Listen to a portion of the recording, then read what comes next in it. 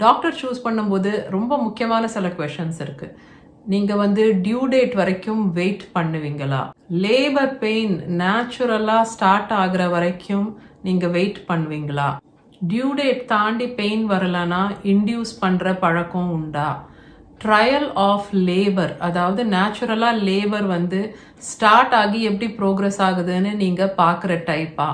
உங்களோட caesarean rate or caesarean percentage என்ன?